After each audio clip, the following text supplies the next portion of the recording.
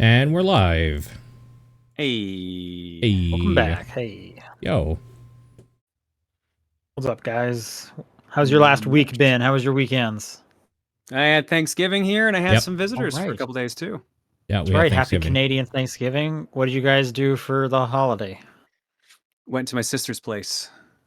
Nice. We just had ours here. Big feast? Yeah, Yes. good sized feast. I think it was Turkey like or ham? turkey. Both. I like ham more, but it was turkey for the event. So I don't like turkey at all. We had chicken. I think Sure. our family saves ham specifically for Christmas. I do like a That's good okay. I ham, can see- actually. That's true. Yeah, my problem is turkey gets like dry pretty easily, and as someone who's not really a fan of gravy, there's not a lot of other options. I end up putting like hot sauce on it. Oh, sure. Yeah. If I can control that. If I'm at someone else's place, they rarely will break out the hot sauce. Yeah. I've never tried, like, a brined turkey or any, like, special way to do a turkey, really. I guess I've had a fried turkey before, and that was fine, I guess, but Okay. I don't like turkey, so I don't seek it out. Okay. All right. Cool. I was in Portland, like I mentioned last time. I had the unfortunate mishap of getting my flight, the takeoff and landing times confused. Oh, shit. So I pretty much showed up at the airport as it was leaving. Oh no! So we had to each drop another $300 to buy a plane ticket for an hour later. So that was a Lame. great start to the vacation. That was a bummer. Yeah. Portland was good. We went to the amusement park there called something Oaks. Thousand Oaks. I don't think that might, because that sounds like a retirement home. But It does. Oaks, I know Oaks is in the name of their theme park, amusement park. They were doing like Halloween stuff. Mm-hmm. So they had like 3 haunted houses set up, and we did that. And oh boy, I didn't have fun. Oh no! Because you hate his scary shit. Oh no! Yeah. That's so But, funny. Everyone else in the group wanted to do it, and I was like, okay, I'm gonna be brave. Jeez. And here was the really annoying part is, so what they do is they set it up so that you can't see what's in the next room. They also tell you, like, if you don't touch the actors, they won't touch you, which is fine because I'm not going to touch anyone. Yeah. But they set it up in kind of in like room after room after room, or hallway into room, into hallway into room, and each time you're about to enter a room, they have some kind of curtain or something so that you can't see what you're about to step into until you're into it, right? You can't like look ahead. Yeah. So I was like, I'm not going first. I'm not going to be in front of the line because we all kind of have to go through it single file. So I was usually, so there was 300 houses. The first one I was second, and then the second and third I was fourth. What they kind of do is they wait for the whole group to kind of get into the room before they do the jump scare. So if you're in front, it's not that scary. If you're second or fourth, they kind of target you because the whole group has gotten in at that point. Right. So I definitely learned that, and that sucked. I was trying to think, what were the themes? The first one was themed as like 80s horror movies. So they had like Freddy Krueger and stuff like that. Sure. The second one, the lady didn't know what the theme was. We thought it might have been like America, because the first room just had a bunch of guns on the wall.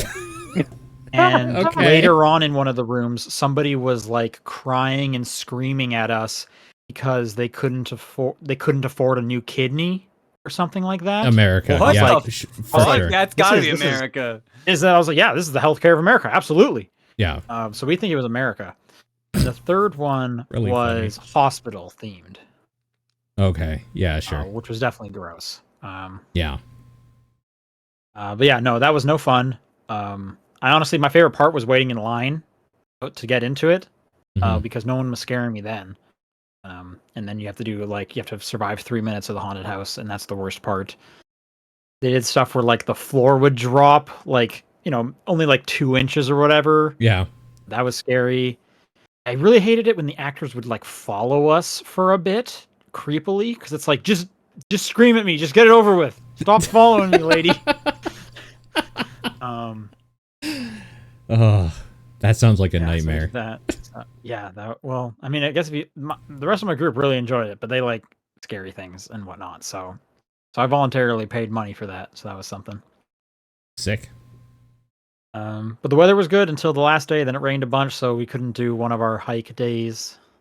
Mm. The first day was actually pretty fun. We did a hike that was called like the Trail of 10 Waterfalls, and you even get to go behind a lot of the waterfalls. However, we only found 9 waterfalls. So like, How many treasures did you find though? There's one behind every waterfall, right? Hopefully, was there a ideally, chest? Yeah. Was it Yeah, glowing? no, there wasn't. Oh. And weirdly enough, the map that we had actually said there was 11 waterfalls. So like, I missed. Where's those other 2 waterfalls? That's what's going on. I don't know. Yeah, someone's saying maybe the 10th one had the treasure, and that's why. Yeah. Who knows? Makes sense. We did do one hike up top of, not the very top of Mount Hood, but up on Mount Hood that I didn't know about this until afterwards. But the lodge that you park your car at is the hotel from The Shining. Okay. Oh. Cool. And I did not realize that until afterwards, and I was just kind of reading about some stuff around, and I was like, what the fuck? Why didn't you tell me about this? I would have like looked around a bit. And she's like, I thought you knew. I was like, no, we didn't talk about this once. Why did you think I knew this? Anyways, good time. That was my last weekend. Cool. But if nothing happened to you guys, then maybe we should talk about some video game stuff, because this is the Top Down Perspective for October 12th. I'm Sean Booker. I'm Paul Fleck. John Wheeler. All right, John, what have you been playing? All right, in my downtime, not all that much because I had visitors. I had friends visiting from out of town for a couple days. They left today. Sure. But on stream, we played Pac-Man.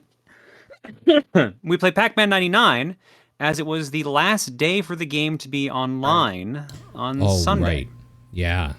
Did you buy the like offline version? I had that a long time ago. Okay. Yeah. Because if you get it, you can do private lobbies, and I was playing private lobbies with my viewers back when the game was new. Right. Makes sense. Yeah. But we were like, well, let's be one of the last people to stream this game as it like goes out. So that's what we were doing, and then we played like F-Zero 99, a bunch of other stuff. But like that one, I figured was worth noting because of what happened. Yeah. Is there any like visible uptick in players because they were all trying to get in? Oh yeah. I don't even know if you could tell. How do you tell that? Like Twitch viewers? Like I don't know. Like I never struggled to get a lobby. Basically, apparently people were saying like they could struggle to get lobbies. Like we had like 1 or 2 rounds with computer players, but like mostly it was clear. Okay, cool. I never liked that game that much. Like I played a bunch of it when it came out, but it's the weakest. It's okay, but it's the weakest of the 99s. Easily, yeah.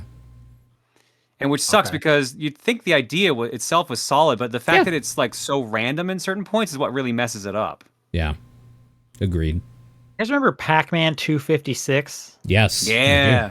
One that was kind of like Crossy Road-ish. Wasn't it the Crossy Road devs? Maybe. I don't know. It's been a long time since I thought about that game. Yeah. That got a home version. If you buy that Pac-Man Museum Plus collection, it's in there. So you can play it on Switch and a couple other consoles.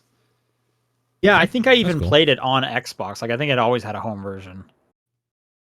Unless it's been a while, so I could be misremembering, but Yeah, so play that. It went offline at like 9 p.m. our time, or like I think it was like 9 p.m. Mountain Time. It went down. Eastern?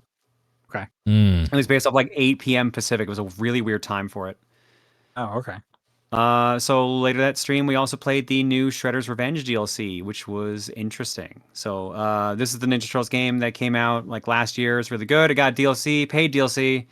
That's essentially a roguelike version where you get thrown into a survival mode gauntlet, but you get to choose like how difficult the next room is, and that decides which power-ups you get for certain rooms and stuff like that.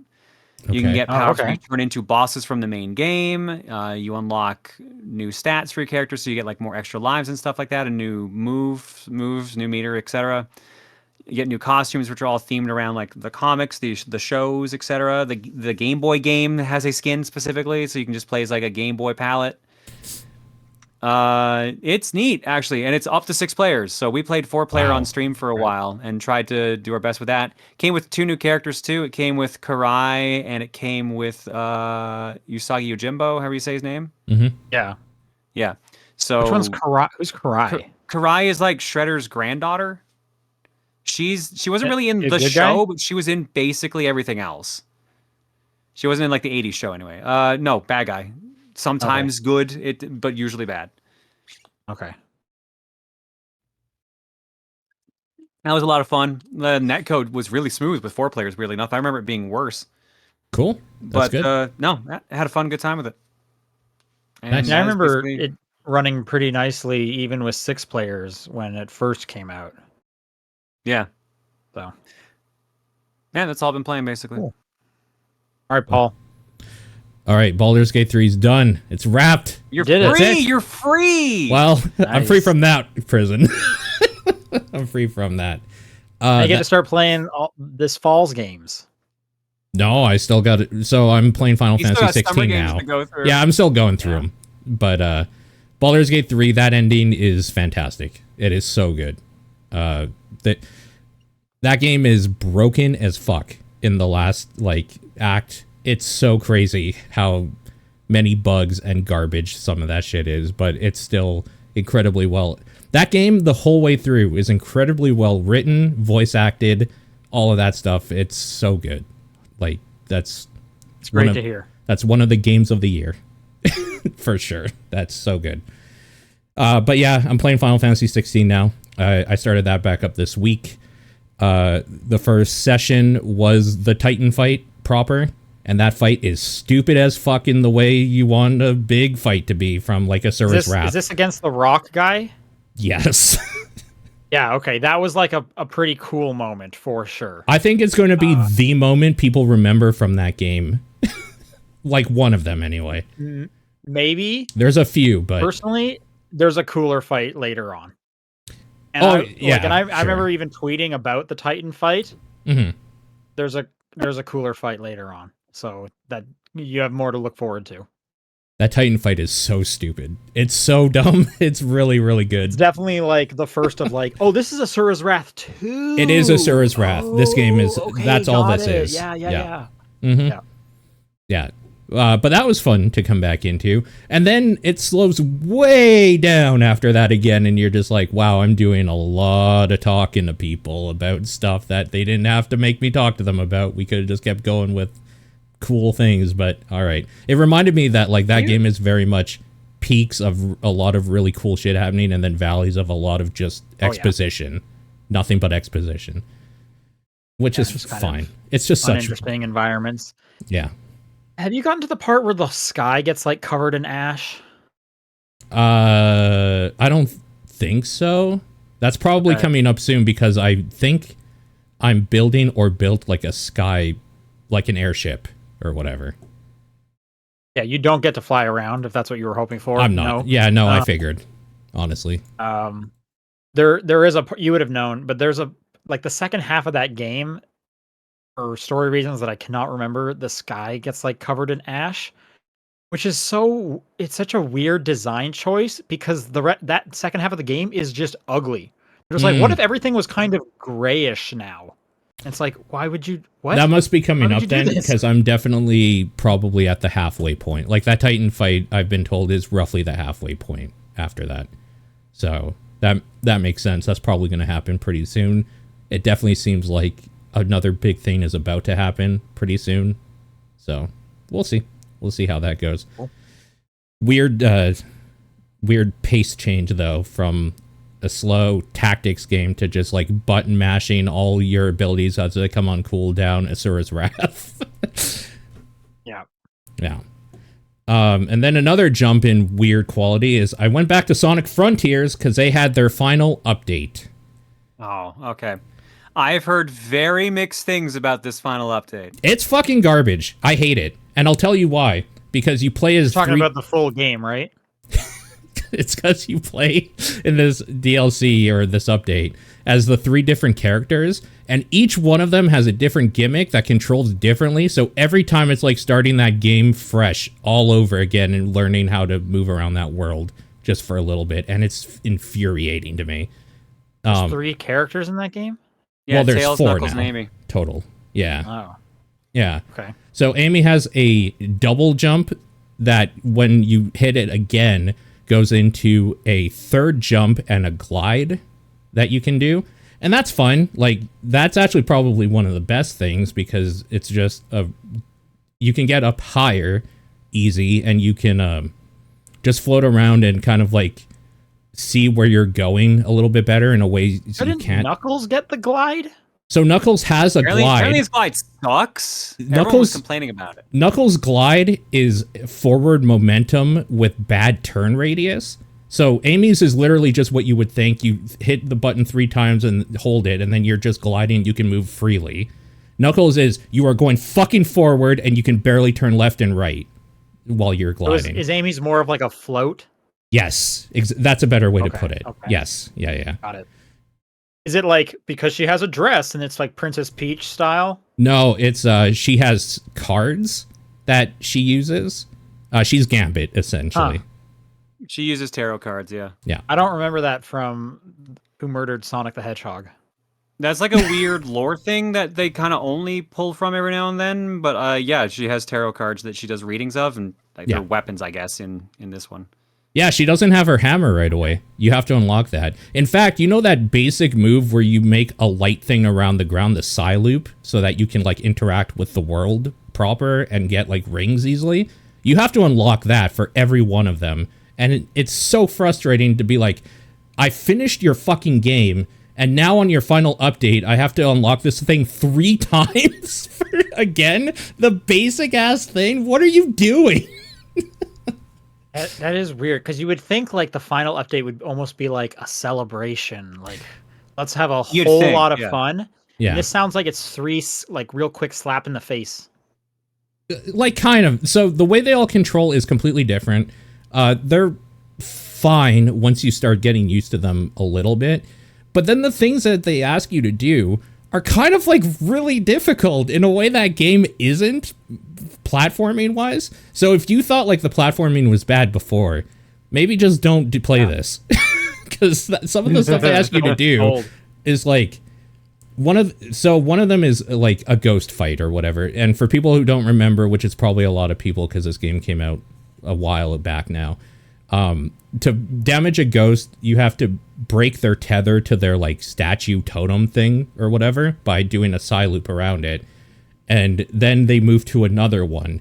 Each one of their totems is in a different fucked up place from the last one that you have to do like a double jump glide, cancel into something else to get to. And you are dying the whole time because the ghost slowly drains away health from you the whole time that you're fighting against it.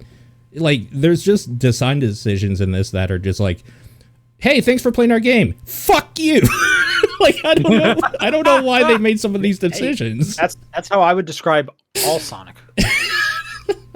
So yeah, it has that problem that I felt Spectre Knight didn't have this as much. Plague Knight had it for Shovel Knight, but when you introduce different mechanics and new things into a world that was designed around another one, there's always some jankiness to it, and I think there's a lot of jank to this where it's like it's the same kind of idea. It's a different island, but like this game was definitely designed for you to go fast on the like rails and like jump between rails and go through loops and stuff like that. So now this is very much with these characters, I have to run around on a wall and then jump to another wall to grab onto it. Like, it's platformy stuff that just doesn't feel right in this game to me. I don't know. I think it's fine as a free thing to like play around with, but I don't think I'm going to go back to it. I really didn't enjoy my time with it. I did want to see each character at least, so I played through their like intro part or whatever. I think Amy plays the best out of the new ones, and she is the first one you play as. Knuckles by far feels the worst in like every metric, which sucks. And Tails is just lackluster. I don't know. He can just like stay in the air longer is kind of the thing, but even he can't stay in the air forever. He eventually will fall as well. So I don't know. You know, you don't have to go back. Like, you deserve nice things. I mean, yeah, I got that game's true ending. I beat the final boss that people said was hard. Like, I don't have to do anything. I kind of want to see like where that game goes, but I also know that YouTube exists, so I might just do that. How is the new final boss, by the way? I don't know if you mentioned that earlier, but I have no idea. Like, gives you a new final boss. Oh, yeah, I didn't get that far at all. I only saw like the intro stuff. I didn't even get to back to Sonic stuff because I'm pretty sure you go back to Sonic at some point and you can switch between them on the fly. You go like Super Sonic 2 or Hypersonic, whatever they call it in this one, and then like you fight a new boss that is the last boss of the game proper. It's not just the weird shmup that they did.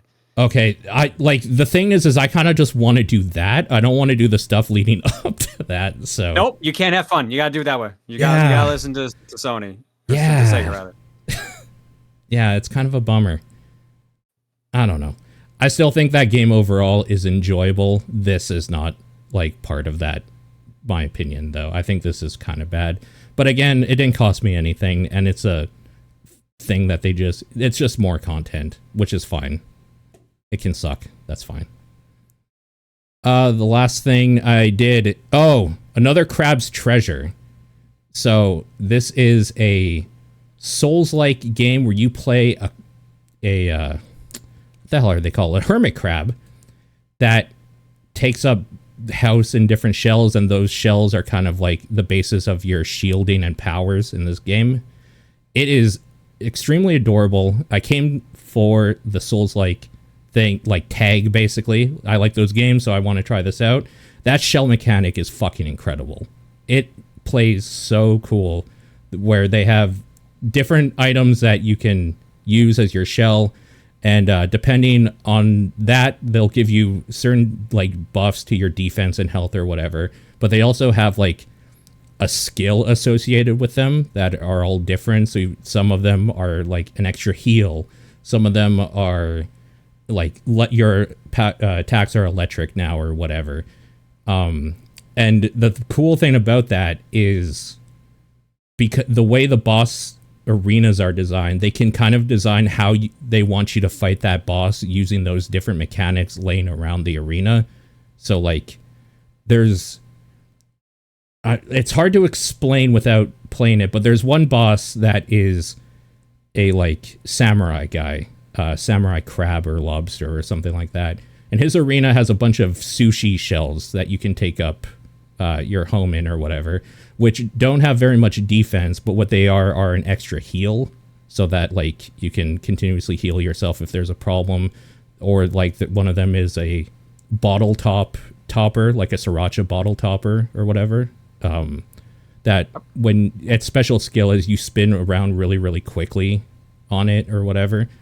Yeah, I don't know. I just think this game is super, super cool. I was really impressed. And for people that like Souls-likes, I think this does something incredibly unique that I can kind of want to see where they go with it. This game's been coming out for a while. Like, yeah, they've been releasing trailers for, it seems like, years now. I think it's been at a couple like game events I've been to, but maybe I might be misremembering, because why wouldn't I have played it then? But I don't think. Yeah, no, I've been looking forward to it. Mm-hmm. Go ahead. Oh, I was going to say, I don't think it looks particularly like eye-catching, like you need to play this sort of thing necessarily. But I've known about it and having an interest, so that's why I'm kind of hesitating and wondering why didn't I like go out of my way to try and play it or something. So that's my confusion. But just I think it's been somewhat recently they announced like some accessibility features. Did you follow any of this news? I haven't. No. It's funny because I guess. And you know, this kind of goes with the whole, like, you know, should Souls games have an easy mode? Oh, yeah. Blah, blah. But anyway, they're putting an easy mode in it. If you wanted to turn the accessibility up to make it easier, you just unlock a gun. That's so good. Okay. Yeah, so Perfect. I thought that was pretty funny. Yeah, exactly. So if you're struggling, just give the crab a gun, and he'll take care of business. I do remember. I thought that was a joke. I do remember seeing like a tweet or something about that. I thought that was a gag. Okay, that's great. Yeah, That's really good. yeah. Oh, I another. believe it's coming to Game Pass Yes, when it it is. does eventually come out. It's coming out next year. I think it was Next supposed to be year. this year, but it got delayed to next year. Yeah, and Aggro Crab, the developer, was one of the first ones that was really in like the fuck Unity sort of pool when that was happening. Yeah, yeah. Yeah, so I'm glad it worked out that they're able to release and everything next year. Another mechanic that I thought was cool is it has this like a hook shot sort of thing so that you can get around the environment at like grapple points or whatever. But that also, if you pick up fishing hooks, you can use it to like hook onto an enemy and then struggle them down so that you can get a shitload of attacks in. And it works on bosses too. They're just harder to take down than normal enemies or whatever. And I thought that was really, really cool. That I was having trouble with one of the bosses in the second area of the demo. And then I found that mechanic and I was like, oh, sick, I'm going to try this out. And just like, I would hook him, pull him down, and then while he's staggered, just unleash a crazy combo from like my shell power or whatever. Then he would get back up, hook him again, and just do that like 3 times. And it was like, oh, that made that fight like trivial. That is such a cool mechanic. It's not a thing that you can use like infinitely because the hooks get used up, like at consumables or whatever. But I thought that was also just a really cool thing that they added. I'm really looking forward to this game. I think it's going to be one of the hits for next year. Is that it? That's it. I've been playing the new Forza Motorsport that came out this week. Oh, yeah. Okay, I forgot about that. The like, for at least from a name standpoint, the reboot. Yeah. I am definitely more of a Forza Horizon person. The last one of the core Forza games I think came out in like 2017. We've had 2 Horizon games since since Forza. Mm-hmm. This is, for those who don't know, Horizon is more of an arcade racer, whereas Forza is more of like the simulation racer. Think your Gran Turismos. Right. And once again, it is just kind of reinforcing I prefer the arcade racing over the simulation. This obviously looks great, and it plays fine. I think that some of the standouts include like just how easy it is to kind of get into some of the mechanics. Like if you want to like dial things down and do tuning and stuff, it's in there. However, you can just hit like upgrade the car for me, and they'll upgrade it as much as possible for the like amount of credits you have. I love and then that. you can just like go. So you don't even it's nice and easy if you want it that way, or if you want to like tinker and stuff, you can do that. I don't want to tinker, so after every race, because you just like unlock new parts, you can just say, hey, upgrade this for me. Let's go ahead. And that's pretty nice. What I don't like, and I don't remember this being in the last Forza games, is so these are on like actual like famous racing tracks, like Yep. always. Mm-hmm. Whereas Horizon are in like make believe, like, hey, we're having a party in Mexico. Yeah. So you're gonna just drive around a volcano and stuff like that. They make you do a practice session before every race. Oh. I guess to What? dial in like, hey, you got to take this seriously. You need to get used to like how these turns are going to work so that when you're actually on the race, you know exactly how to be like turning and braking and drifting around so you can get the best possible time at this section. And it'll rank you on every segment. And what a segment is can be between 2 to 5 turns. So every 2 to 5 turns, it'll just like in the corner pop up saying on a scale of, I guess it goes from 1 decimal. So I guess it's on a scale of 100. It'll tell you how well you did that segment. Yeah. And that even includes, it's kind of hard for me to tell exactly what it's ranking me on. Obviously, if you go off the track or bump someone, you're just going to get an automatic 1.0 out of 10.0. But if you don't hit anyone, you can still not get a perfect ranking. So I think it's basing it on how well you're taking the turns and how well you're keeping your speed up. It's hard, but it's real strict. Like there's an achievement for getting a 9.0 and then an achievement for getting a 10. I've gotten a 9 once. I probably put about 2 to 3 hours in this game. I've gotten a 9.0 once. And that is the highest I've ever gotten. Usually I get like 4 to 5.5s. So every 2 to 5 turns, they are ranking you. So it's really about like dialing in, like learning these courses. But what that means is you do 3 laps of the track as a practice, and then you get to actually race the track. And the track has anywhere between, so far I've seen, it's like 4 to 6 laps.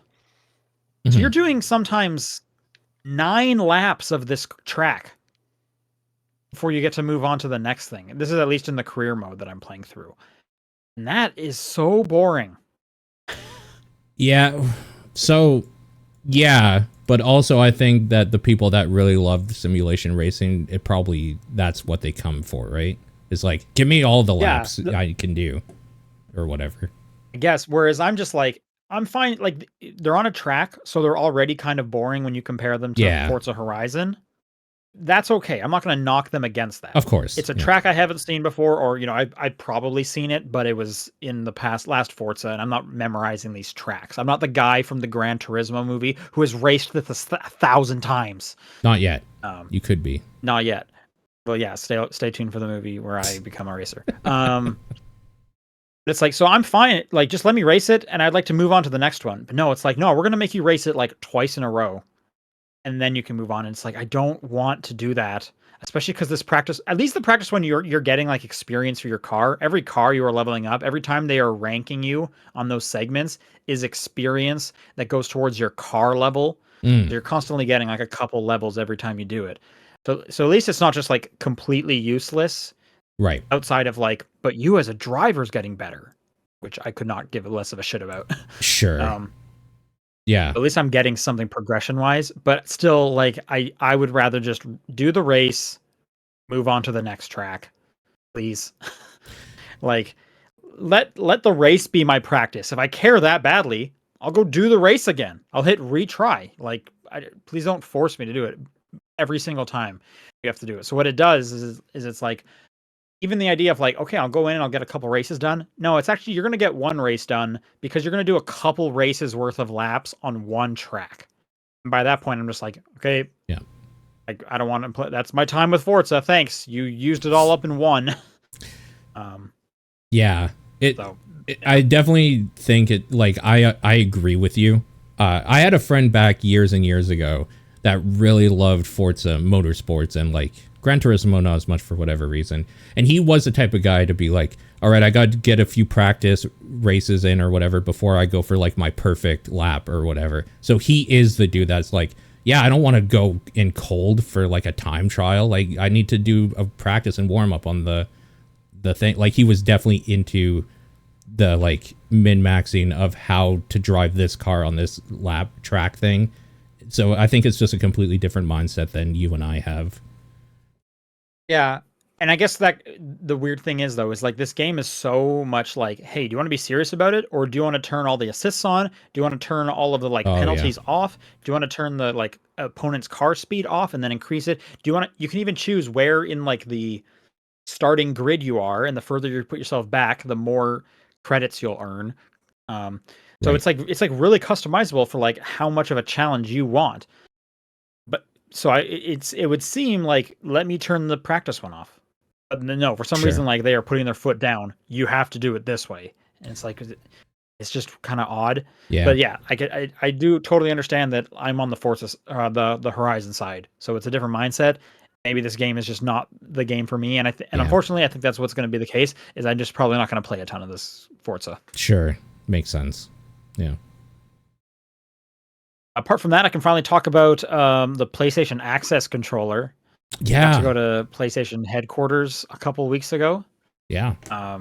This is their accessibility controller, and I got to get hands-on with that and try some games out with that. And the embargo lifted this morning, actually, now that I think about it. I think I was talking to Paul. I can't remember if John was around at the time afterwards, just about my thoughts because I couldn't talk publicly about it. But that thing is cool. It is obviously not for me, Yeah. as someone who is not disabled. Sure. Yeah. But it was cool. It was actually hard to use, and they kind of, Sony talked to us saying like, it's going to take probably like 1 to 2 weeks of an immersion period for anyone to kind of get used to the new controller setup. And this thing is unlike anything else. So it was actually kind of hard for me to like quickly get used to where I mapped things. It's like a little disc of buttons. There's a big button in the middle. There's an analog stick that like swivels in or and go further or closer to it. You can pair it with a dual sense. You can pair it with a second access controller. So for example, I was loading up like Horizon. I was using it with my right hand, so I had camera controls, and then I was using the access controller for like character movement and being able to jump. Sure. All the little the white little buttons come off, and you can put different shaped buttons on there. You can assign inputs to multiple buttons if you want like the X button to show up on 2 different parts of the circle. A cool thing is you can also assign multiple inputs to one button. So the example they gave us was like clicking L3 and R3 at the same time, which is often like, like your ultimate attack kind of. Yeah. You could make that one button, because that on its own, even on a standard controller, is a weird like thing to do. For sure. Clicking the analog stick is just kind of weird compared to a lot of other inputs. Sure. And then the one new thing that they had for this was something called toggle mode, which is basically the equivalent of like caps lock versus shift on a keyboard. So their example was, let's say you're playing Gran Turismo, you can put accelerate on a button and set that to toggle mode. So instead of having to hold down that button, you can just tap it and it will continuously hold that button down for you. Mm-hmm. If maybe you're someone who struggles with like giving constant force at all times. And then, so if you're playing Gran Turismo, all you need to worry about at this point is braking and steering. Right. The one less kind of thing to deal with. So yeah, it's cool. Again, it's not for me. Knock on wood. I'm very fortunate it's not for me, but it seems like, hopefully it'll help some people out there. And one other cool thing that they showed off, and talked about this in the video I put together, the box that it comes in, the design of the box, it was also designed with accessibility in mind. You can open it up and get access to everything with one hand. Okay, that's really cool. Yeah, that's neat. Which is just kind of cool, and it's not something I even really thought about until they like mentioned it, and they even like gave us like a packaged box of it so that we could do it. We filmed me opening it with one hand, and then there's nothing kind of underneath anything, so it's just all laid out in front of you. So yeah, it's a cool thing, and hopefully it'll help some other gamers out there get to play more games. Yeah, that's really, really cool. That's all I've been playing that I can talk about right now. So let's do some news. Right. Just a real quick one off the top. John Mercatello is stepping down from Unity. Good. Fuck that guy. Wow, I can't imagine why that would be happening. Yeah. I think he's still staying as an advisor, though. They're using him as a scapegoat. I thought he stepped down from like every step. There was a statement that where he will be advising on some things unofficially. He's a scapegoat for them to be like, see, we're fixing things. And that's fine, because fuck that guy. I hate that guy. So, I mean, he also, when this stuff was happening just beforehand, sold a bunch of stock. Then made these announcements. Oh, come on. Are you kidding me? That's stupid. Oh, yeah. That was part of it. That was part of it. To be fair, he didn't sell all of his stock, but he did sell a few $1 million worth. Yeah. Yes, the tweet here is John Mercatello will retire as president, CEO, chairman, and a member of the company's board of directors effective immediately. Yeah. But of course, he is at a level of rich where he will have a golden parachute, so it does not even matter. Yep. No, for sure. Okay, in more exciting news, Sony announced the PlayStation 5 Slim. They did this on my last day of my vacation, which was very annoying. Because I definitely had to sign on to Slack and like talk to people about this. Oh yeah, I'm sure. In regards to, and like send some emails out to contacts and stuff, which if they had waited one more day, that would have been a lot nicer for me. But that's my luck. Basically all the leaks that we saw and heard about were true. It is a shorter, slightly smaller PS5. Specifically, it is 30% smaller. And weight-wise, it is 18 and 24% lighter, depending on if you have the discless or disc version. There is still 2 versions of it coming. Mm-hmm. We saw that kind of opening, that slit on the sides of it. That is also there so that you can detach the disk drive. So that rumor was also true. Or attach a disk drive that you purchased separately. That's or great. Later on, if you got the discless version. I love that. That's great. Yeah, I won't be surprised if that becomes the norm from here on out. Yep. I think you're right, John. Yeah, I wouldn't why not? Yeah. And you wouldn't even have to mass produce it as much as the console, and you would just pick it up if you need it. Yeah, I think you're right for sure. Definitely cool. I can't think of anything else where they've had something like this on a game console, like the option to do something like this. The prices. So the disc version is staying at the same price these are American prices I'm going off of, still $500. The discless version is getting a price increase, which is weird, of $50. I wonder why. That's weird. Because they want to make money. Yeah, Sure. I mean, it is Sony. Yeah. Huh. And then the separate disc drive is $80. So if you actually do at a later date choose to get that attachment, you're paying more than you would have. You're spending $130 more to do it. No, you're spending $30. It's just 30. Yeah. Is it just 30? Oh. Okay, yeah. It still sucks either way. Yeah, it's 500, 450, and then plus 80, so 530. Right. Weird. And then the other weird thing. So it comes with a kickstand or something. You can set it up horizontally. If you look at the link I have here, it's like the last image. There's a tiny little nub thing. I'm very curious what that actually looks like. If you want to set it up vertically, the vertical stand is sold separately. Something that was originally packaged with the launch PS5. They always do this. That vertical stand is $30. Oh my god, Sony. Wow. Yeah. And I'm curious. So if you're looking at the horizontal kickstand thingy here, yeah, I guess I shouldn't call it a kickstand because that would imply that it can fold in and out, and we don't know that.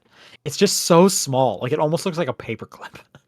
I wonder if that also works for the all digital edition, because in their picture they're showing the disc one, which is clearly sitting on the disc tray, but the other one wouldn't sit like that. So would it be at an angle, a slight angle?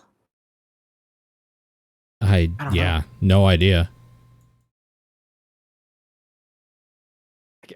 Well, hopefully, I guess we'll find out when this is coming out in November.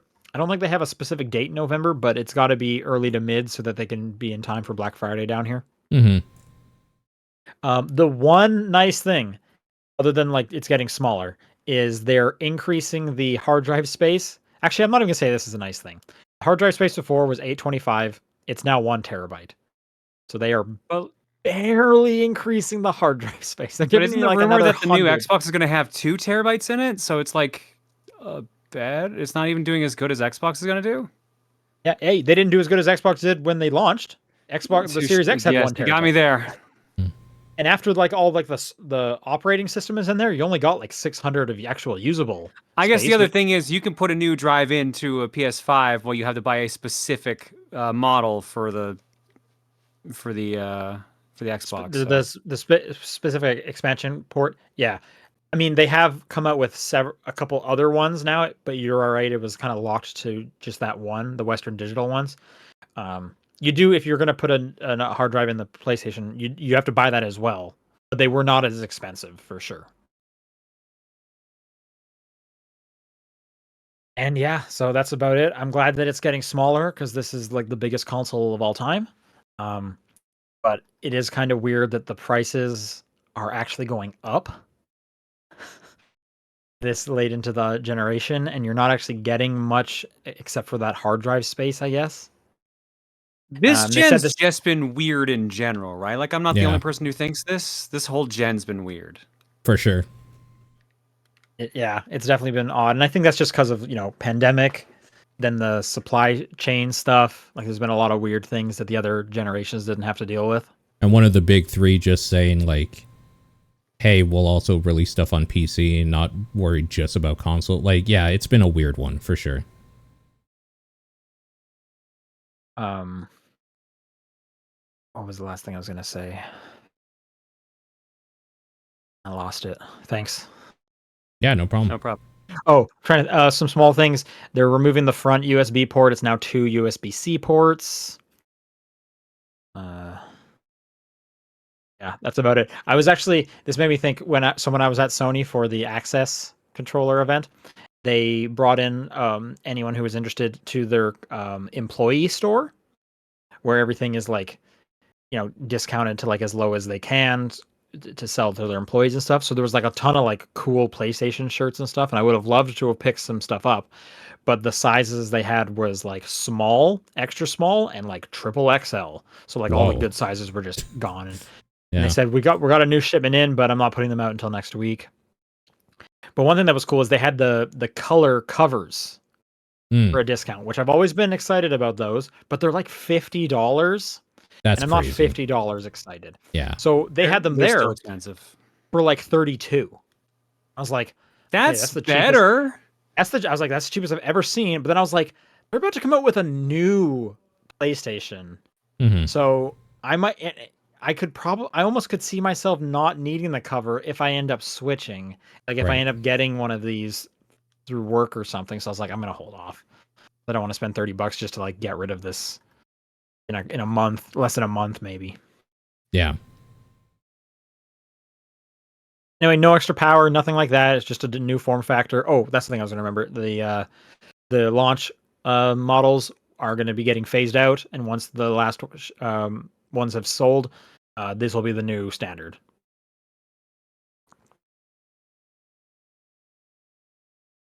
Sure, why not? All right, Guitar Hero was mentioned once again. Uh-huh. This headline is so weird. Yeah. Activision hired James Corden to host employee meeting with Bobby Kotick, and Guitar Hero was mentioned during this. What? Yeah. I guess there was like a town hall meeting at Activision where they just kind of talked about like future of the company. And they paid James Corden to come here to ask Bobby Kotick like pre-established questions for this fake interview. I don't know why you would do that. Like, why get a celebrity in there to do that? I don't understand. This doesn't make any sense to me at all. And so the quote here is that the reemergence of Guitar Hero and other things would not be possible without the different types of resources, and they're referring to that Microsoft will be able to give them if they get purchased. I don't see, as someone, I love Guitar Hero. I love Guitar Hero. I love Rock Band. Sure. I do not see Microsoft caring enough to resurrect either of those things. A good example, Epic bought Rock Band. Epic has Fortnite money. Mm-hmm. We haven't heard even a rumor that they're thinking about bringing Rock Band back. Yeah. So there's no way I'm getting my hopes up. Absolutely not. Even if James Corden is there. Nope. But I just had to. But theoretically, Bobby Kotick is thinking about Guitar Hero. Weird. They went on to like reference like Neuralink and stuff for some reason. The quote here: I think you'll see things like Neuralink. You'll actually be able to interact with things on a screen where there isn't a controller. Sure. This just sounded like company people saying buzzwords to other people to get other people in suits excited, and James Corden was there for some reason. Yeah. Yep. Super just like weird. really weird. Mm-hmm. Yep. Okay, and then this was just kind of interesting to me. The Ubisoft, the Assassin's Creed team, put out just like one of those, those things that look like an apology tweet. This one, it wasn't an apology tweet, but it was the same format basically. With Assassin's Creed Mirage coming out last week, they said, we are proud also to share that Assassin's Creed Mirage is the biggest new gen launch in terms of unit sales to date at Ubisoft on the current gen, which that just kind of surprised me. Wow. Yeah. Yeah, considering like wasn't Valhalla and like Odyssey like fairly well received? Well, okay, Odyssey definitely was on the last console. Valhalla might have been a cross-gen game, so maybe it doesn't count as a like just this generation game. Maybe that's how they're kind of differentiating that. That makes sense, I guess. Yeah. And then this one, which is like not like a full-fledged title, like it's $50. It was originally DLC that they just kind of expanded on, is the best-selling one for the whole company. I'm trying to think now, actually. Do they have any other titles that are just this generation? What has even come out from Ubisoft? Oh, what was the Rainbow Six zombie game? Was that just this console? That was Extraction. Extraction. Is that cross-gen or is that just this one? Do you know? I feel like it was cross-gen. Yeah, I think it was cross-gen, but I'm not 100% on it. Okay. So maybe it's in a pool of like one. So it's like, of course, Yeah, it's the best. It's by itself, so that made it the best. They're saying in chat that one was cross-gen. So was there anything else? Like, is it both the best and worst selling one? There hasn't been a Far Cry in a couple of years, so definitely not that. Hyperscape has shut down.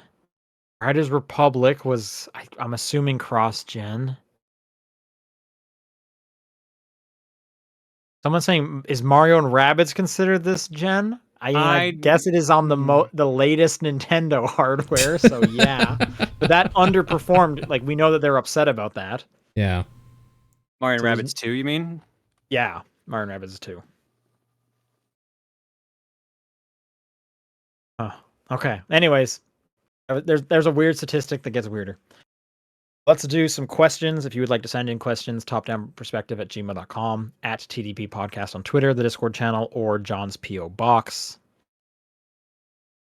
This first one comes from the Phantom Aegis, and it's a quiz, so I will load it up so that it's hidden for all of us. Mm-hmm.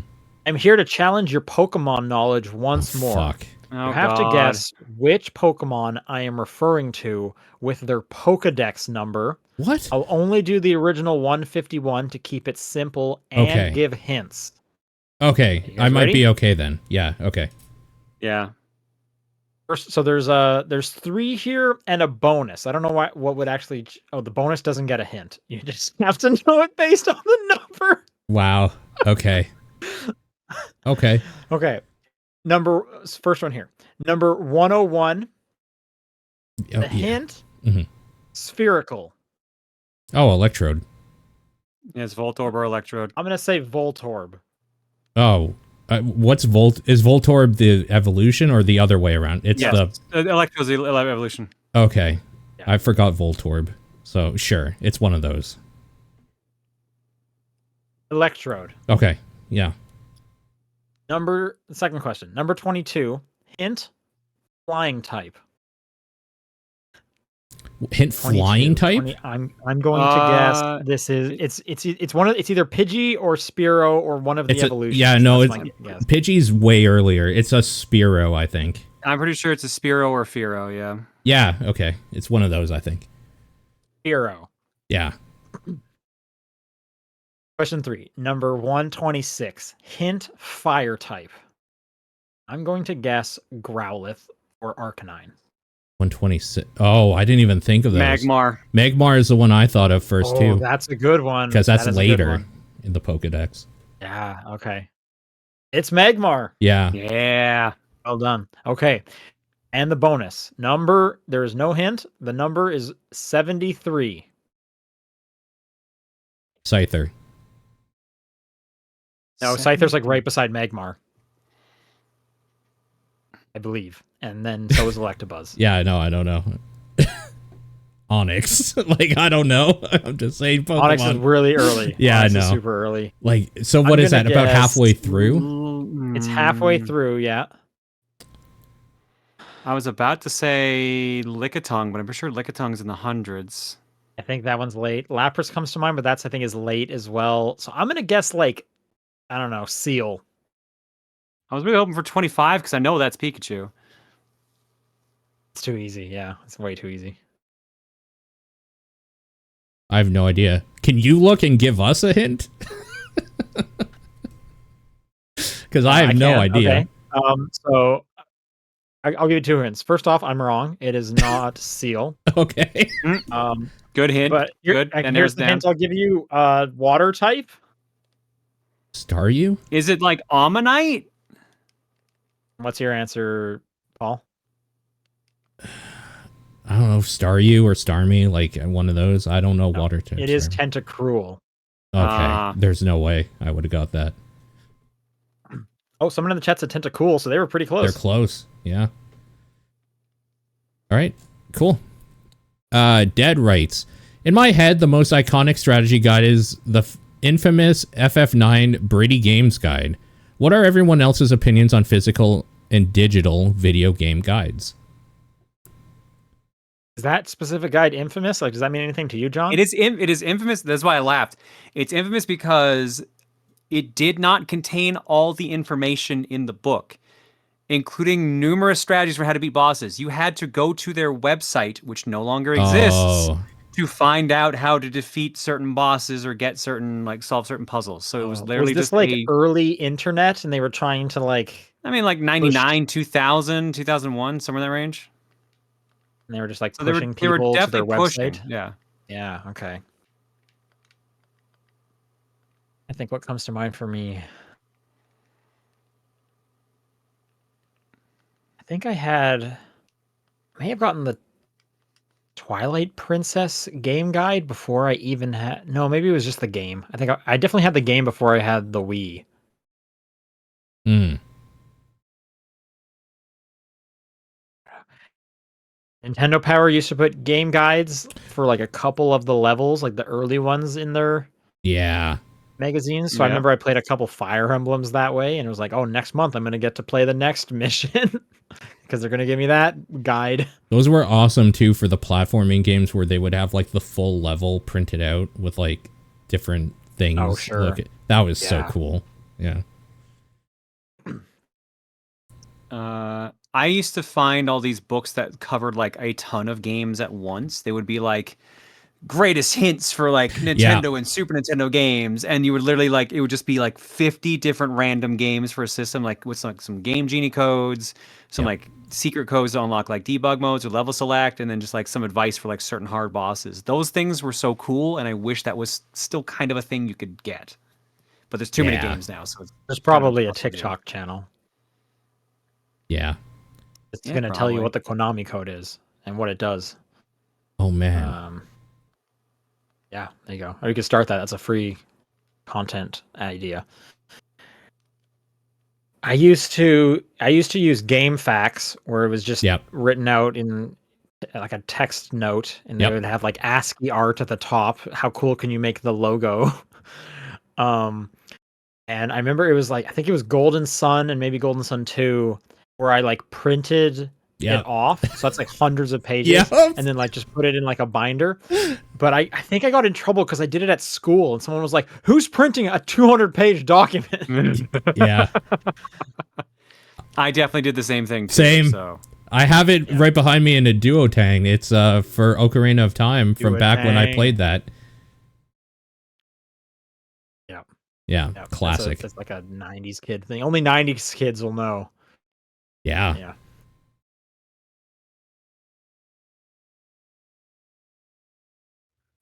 All right. Lineback. Yeah, Lineback says, do you find it easier to talk about things you don't like rather than things you do like? Asking this as I've noticed people, especially online, seem to do the former way more. I find it way easier to talk about things I do like, because then I'm like actually excited. Unless it is something that I actually hate, like actively hate, and it upsets me, then it has the exact same amount of passion of something that I really like. I think it's easier to talk about something I don't like because I can pick apart why I don't like it more than I'm able to reflect fully on why do I find something fun. Like, I would rather talk about something I like, but I find it harder, generally, and why I like it. Yeah, I could see that, because, like, when there are aspects that you don't like, they are going to stand out to you because there is friction. You are noticing it. I can Like, put the it in aspect of words. noticing. Yeah, Well, exactly. just the fact that you're noticing it is you knowing, like, I don't like this. Right. Whereas something you do like could almost become unnoticed, and that's almost the point. Is Yeah. like, hey, we designed this so well, you shouldn't even have to like notice something is there. And that's almost like, I say this as like a video editor, is like someone shouldn't even notice like the edits I'm making, because it's almost like a thankless job. If someone didn't notice when I like zoomed in and stuff, that's good because it wasn't jarring.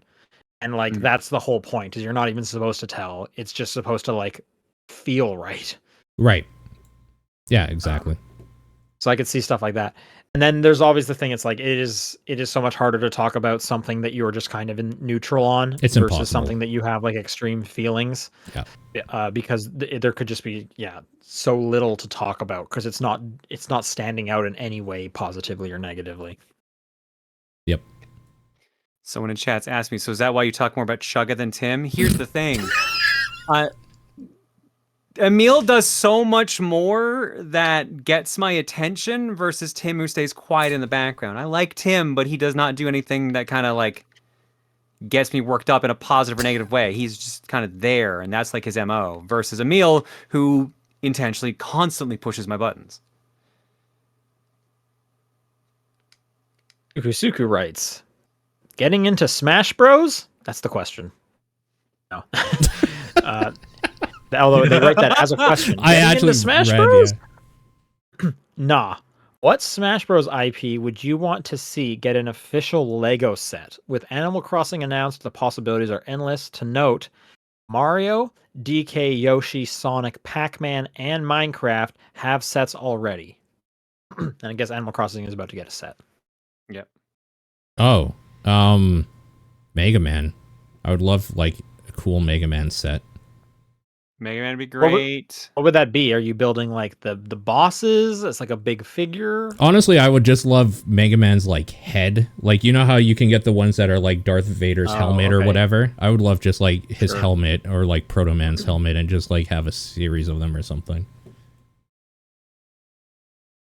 I feel like they need to have something that's not like too realistic, because then it's gonna be kind of hard to translate. Yeah. But it also needs something like something cool because I think of like, okay, Fire Emblem. What would that be? Some ruins? Like, no, Dude I'll with pass. And I don't want like anime guy head. Right. So it's like I don't think Fire Emblem would be good at all. Pokemon, you could do some recreations of the actual Pokemon, but like they've already kind of got a Mega Bloks or something like that that's kind of like that. They do, yeah. I've seen those for sure. Ooh, I like Mikey's suggestion of Lego build of Samus's ship from Metroid. That'd be cool. Yeah, ships. I think you could almost pull that for any kind of vehicle or ship from like anything. So you could do F-Zero easily. F-Zero, Blue Falcon, yeah, exactly. Be cool. Easy. That's an easy one. I would love Kraid. A giant Kraid in Lego would be sick. Okay. I could even see like Samus. Yeah. Because she's pretty geometric with her suit. Yep. Yeah. So that would be a pretty easy one. Because you don't want it to be too realistic, because then it's just like, here's a bad looking normal person. Yeah.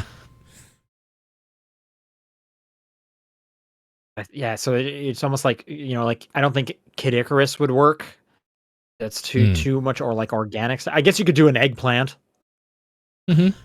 Yeah. Then Fire Emblem was the same thing. It's just like old timey people. They need some like machines or something to lend themselves to it, or some buildings or locations. Yeah.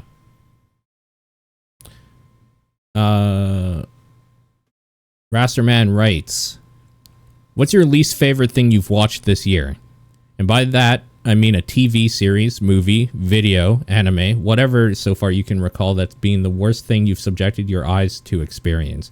It doesn't have to be released this year necessarily.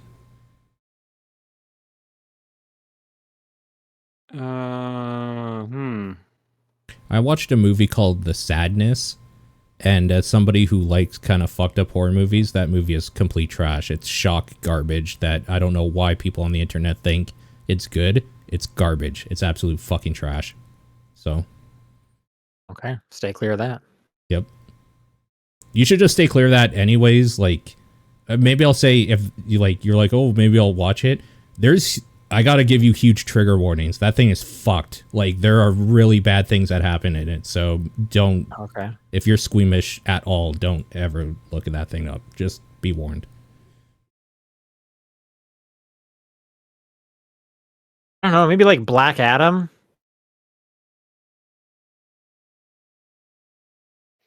I mean, if that's the Was worst Sonic thing, 2 that's this okay. year? I don't remember. I feel like it was. This year? Is that last year? Black Adam was last year. Sonic 2 was it was last like- year. No, Black Adam was this year. Oh, Sonic 2 was last year. Last year. Sonic 2 was last year. Okay, sorry, yeah. Was Avatar 2 this year? I think that was last year, December, wasn't it? December. Oh, you're right. It was right before Christmas. Oh, okay. It was late in the year, yeah.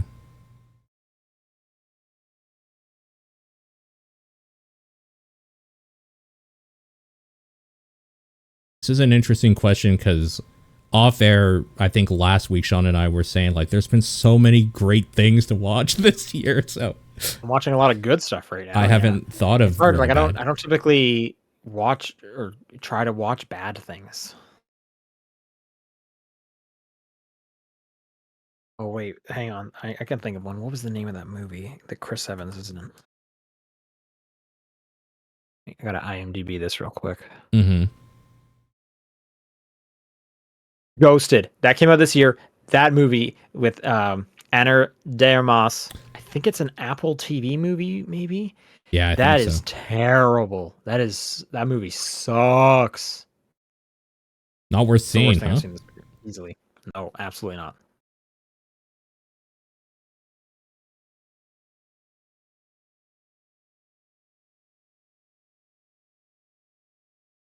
All right. If that's it, then that does it for questions. If you would like to send a question for next week, topdownperspective@gmail.com, at TDB Podcast on Twitter, the Discord channel, or John's P.O. Box.